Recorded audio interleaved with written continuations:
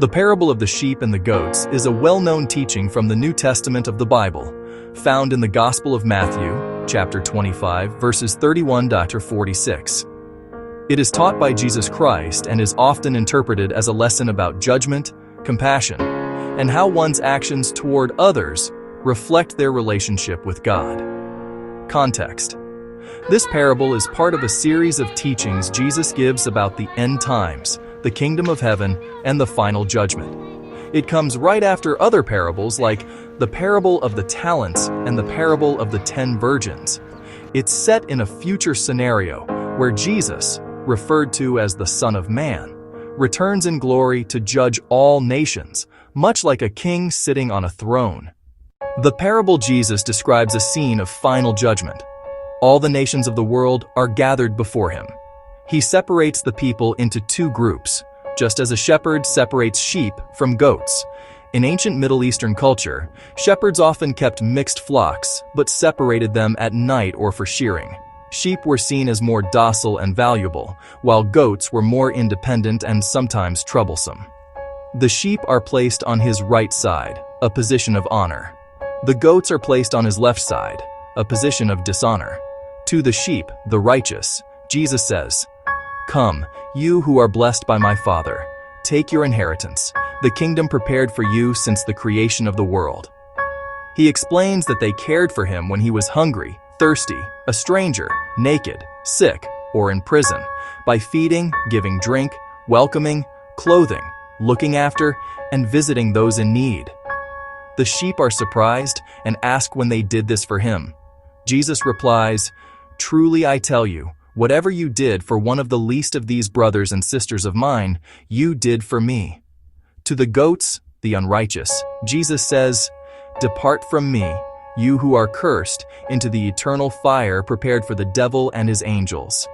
He condemns them for failing to help him in the same situations. The goats are also surprised and ask when they neglected him. Jesus responds, "Truly I tell you, whatever you did not do for one of the least of these, you did not do for me." The parable concludes, "Then they, the goats, will go away to eternal punishment, but the righteous, the sheep, to eternal life." Key elements of this teaching: sheep versus goats. Sheep represent the righteous, those who live out their faith through acts of mercy and kindness. Goats represent the unrighteous, those who ignore or neglect the needs of others. The separation emphasizes that judgment is based on actions, not just words or beliefs. The least of these. This refers to the vulnerable and marginalized in society, e.g., the poor, hungry, imprisoned, or strangers. Jesus identifies himself with them, teaching that service to the needy is service to God. Judgment criteria.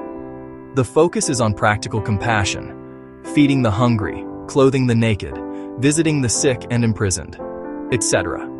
It's not about grand gestures, but everyday acts of love. Eternal consequences. The parable underscores themes of heaven, eternal life, for the compassionate, and hell, eternal punishment, for the indifferent. Lessons from this passage. The core message is that true faith is demonstrated through actions. It's a call to social justice, empathy, and helping those in need. As Jesus says, how we treat the least is how we treat him. In Christianity, it's often seen as emphasizing works, good deeds, as evidence of genuine faith, not as a way to earn salvation, which is by grace, but as a reflection of it. It challenges self-centeredness and hypocrisy, reminding people that ignoring suffering is a serious failing. It's inspired movements for charity, human rights, and social welfare. Thinkers like Mahatma Gandhi and Martin Luther King Jr. referenced similar ideas in their advocacy for the oppressed. It's one of the most direct biblical calls to action on social issues. This is a call to sensitivity and action for the true believer. This is not your salvation which comes through grace, but rather a challenge to the believer to act on your faith. Carefully ponder what you might change about your life as a result of Jesus' teachings. Please comment and like this video. May the Lord open your heart to this message.